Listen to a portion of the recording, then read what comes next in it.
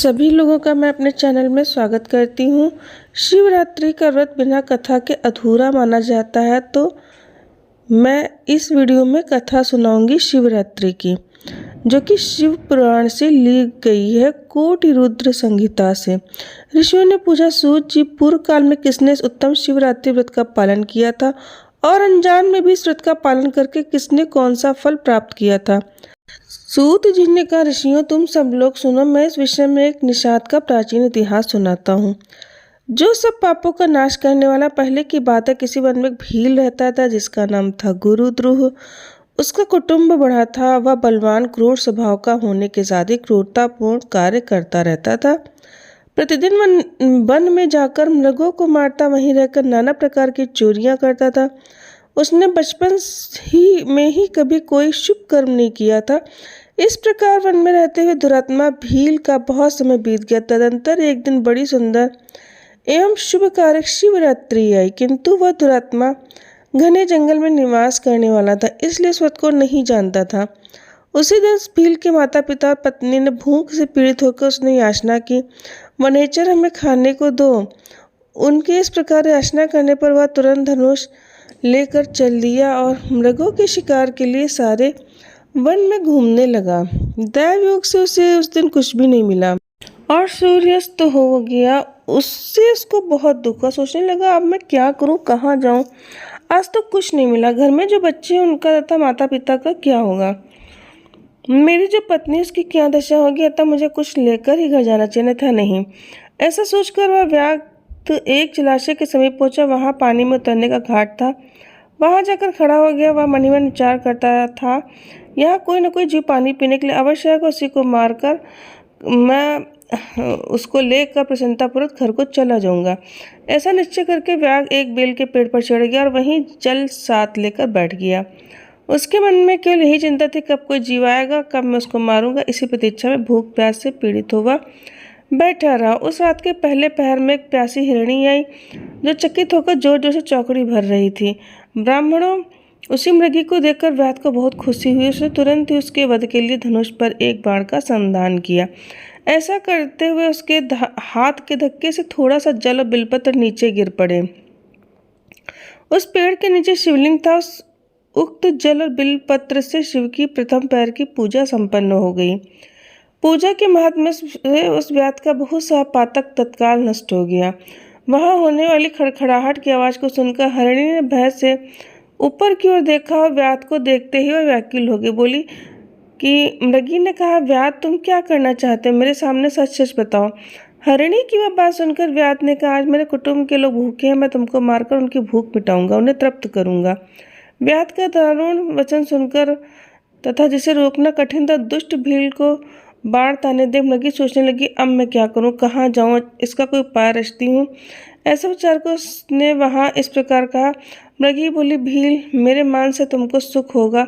इस अनर्थकारी शरीर के लिए इससे अधिक महान पुण्य का काम क्या हो सकता है। उपकार करने वाले प्राणी को इस लोक में जो पुण्य प्राप्त होता है उसका 100 वर्षों में वर्णन नहीं किया जा सकता, परंतु इसमें मेरे सब बच्चे मेरे आश्रम में ही हैं। मैं उन्हें अपनी बहन को अथवा स्वामी को सौंप कर लौट आऊंगी। जी कहते हैं। मृगी के ऐसा कहने पर भी व्याध ने उसकी बात नहीं मानी। तब उसने अत्यंत विस्मित एवं भयभीत हो पुनः इस प्रकार कहना शुरू किया कि मैं कसम खाती हूँ मैं घर जाने पर अवश्य तुम्हारे पास लौट आऊंगी। ब्राह्मण यदि वेद बेचे तीनों काल संध्या न करे उससे पाप लगता है। पति की आज्ञा का उल्लंघन करके स्वेच्छा अनुसार काम करने वाली स्त्रियों को जिस पाप की प्राप्ति होती है और किए हुए उपकार को न मानने वाले, भगवान शंकर से विमुख रहने वाले, दूसरों से द्रोह करने वाले, धर्म को लांघने वाले, विश्वासघात और छल करने वाले लोगों को जो पाप लगता है, उसी पाप से मैं भी लिप्त हो जाऊं यदि लौट कर ना हो। इस तरह कई प्रकार की कस्में खाकर जब मृगी चुपचाप खड़ी हो गई तो उस व्याध ने उस पर विश्वास करके कहा, अच्छा, अब तुम अपने घर को जाओ। तब वह मृगी बड़े खुशी के साथ पानी पीकर अपने आश्रम मंडल में गई। इतने में ही रात का पहला पहर व्याध के जागते जागते ही बीत गया। तब उस हिरणी की बहन दूसरी मृगी, जिसका पहली ने स्मरण किया था, उसी की राह देखती हुई जल पीने के लिए वहां आई। उसे देखकर भील ने स्वयं बाण को तरकस में खींचा। ऐसा करते समय पुनः पहले की भांति भगवान शिव के ऊपर जल और बिलपत्र गिरे। उसके द्वारा महात्मा शंभु की दूसरे पहर की पूजा संपन्न हो गई थी। तो भी व्याध के लिए सुखदायनी हो गई। मृगी ने उसे बाण खींचते देख पूछा, वनिचर यह क्या करते हो? व्याध ने पूर्ववत उत्तर दिया कि मैं अपने भूखे कुटुंब को तृप्त करने के लिए तुझे मारूंगा। ये सुनकर वह हिरणी भगवान विष्णु की शपथ खाती बोली, व्याध जो कुछ मैं कहती सुनो, यदि मैं लौट कर ना आऊं तो अपना सारा पुण्य हार जाऊं, क्योंकि जो वचन देकर उससे पलट जाता वह पुण्य को हार जाता है। जो पुरुष अपनी विवाहिता स्त्री को त्याग कर दूसरी के पास जाता है, वैदिक धर्म का उल्लंघन करके कपोल कल्पित धर्म पर चलता है, भगवान विष्णु का भक्त होकर शिव की निंदा करता है, माता पिता की निधन तिथि को श्राद्ध आदि न करके उसे सूना बिता देता है तथा मन में संताप का अनुभव करके अपने दिए हुए वचन को पूरा करता है, ऐसे लोगों को जो पाप लगता वही मुझे भी लगे यदि मैं लौट कर ना आऊं। सूत जी कहते उसके ऐसा कहने पर व्याध ने मृगी से कहा, जाओ। मृगी जल पीकर हर्षपूर्वक अपने आश्रम को गई। इतने में ही रात का दूसरा पहर भी व्याध के जागते जागते बीत गया। इसी समय तीसरा पहर शुरू हो जाने पर मृगी के लौटने में बहुत विलंब हुआ। जान चकित हो व्याध उसकी खोज करने लगा। इतने में ही उसने जल के मार्ग में एक हिरण को देखा। वह बड़ा हष्ट-पुष्ट था। उसे देखकर वनेचर को बड़ा हर्ष हुआ और वह धनुष पर बाण रखकर उसे मार डालने को उद्यत हुआ। ऐसा करते समय उसके प्रारब्धवश कुछ जल और बिलपत्र शिवलिंग पर गिरे। उसके सौभाग्य से भगवान शिव के तीसरे प्रहर की पूजा भी संपन्न हो गई। इस तरह भगवान ने उस पर अपनी दया दिखाई। पत्तों के गिरने आदि का शब्द सुनकर उस मृग ने व्याध की ओर देखा, पूछा, क्या करते हो? मैं अपने कुटुंब को भोजन देने के लिए तुम्हारा वध करूंगा।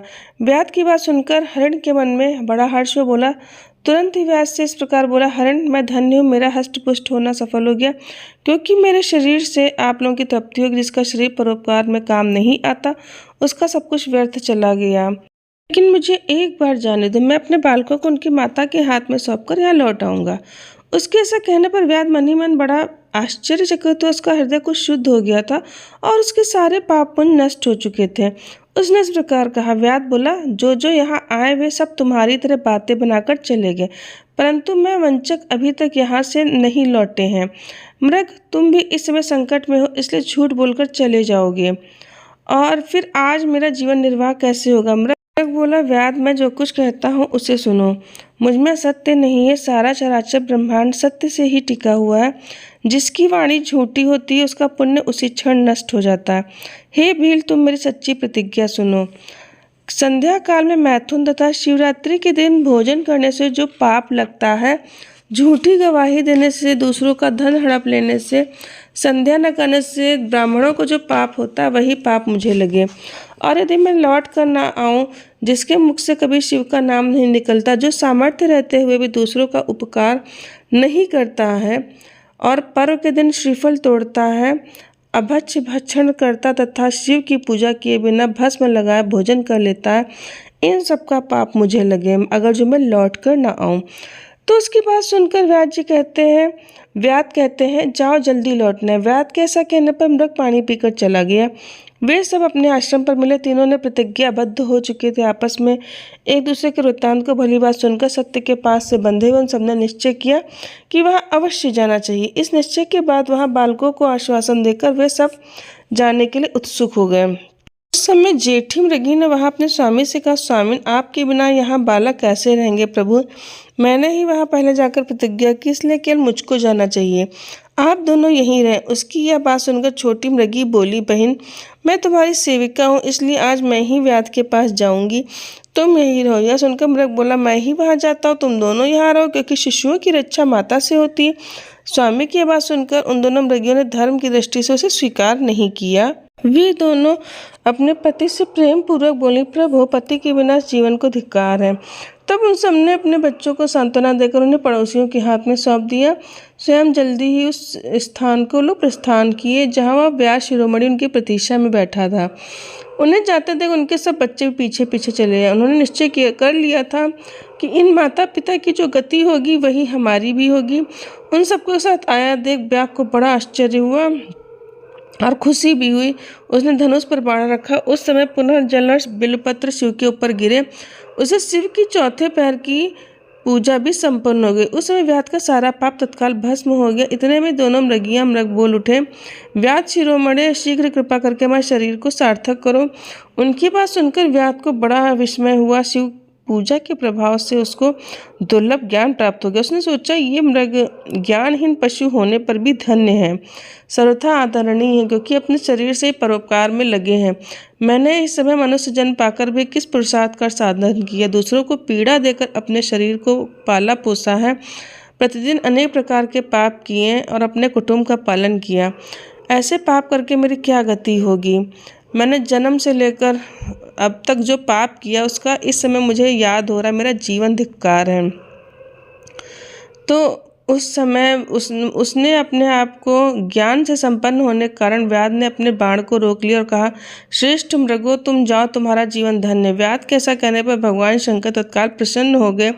उन्होंने व्याध को अपने सम्मानित एवं पूजित स्वरूप का दर्शन कराया और कृपा पूर्वक उसके शरीर का स्पर्श करके उनसे प्रेम पूर्वक कहा, भील, मैं तुम्हारे व्रत से प्रसन्न हूँ, वर मांगो। व्याध जी भगवान शिव के उस रूप को देखकर तत्काल जीवन मुक्त हो गया और कहा, मैंने सब कुछ पा लिया, कहता हुआ उनके चरणों में गिर पड़ा। उसके इस भाव को देखकर भगवान शिव भी बहुत ही खुश हुए और उसे गुह नाम देकर कृपा दृष्टि से देखते हुए उन्हें उसे दिव्य वर दिए। शिव बोले, व्यास सुनो, आज से तुम श्रृंगवीरपुर में उत्तम राजधानी का आश्रय ले दिव्य भोगों का उपभोग करो। तुम्हारे वंश की वृद्धि निर्विघ्न रूप से होती रहेगी, देवता भी तुम्हारी प्रशंसा करेंगे। व्याध, मेरे भक्तों पर स्नेह रखने वाले भगवान श्री राम एक दिन निश्चय ही तुम्हारे घर पधारेंगे और तुम्हारे साथ मित्रता करेंगे। तुम मेरी सेवा में मन लगाकर दुर्लभ मोक्ष पा जाओगे। इसी समय वे सब मृग भगवान शंकर का दर्शन प्रणाम करके मृग योनि से मुक्त हो गए। दिव्य देहधारी हो विमान पर बैठकर शिव के दर्शन मात्र से शाप मुक्त हो दिव्य धाम को चले गए।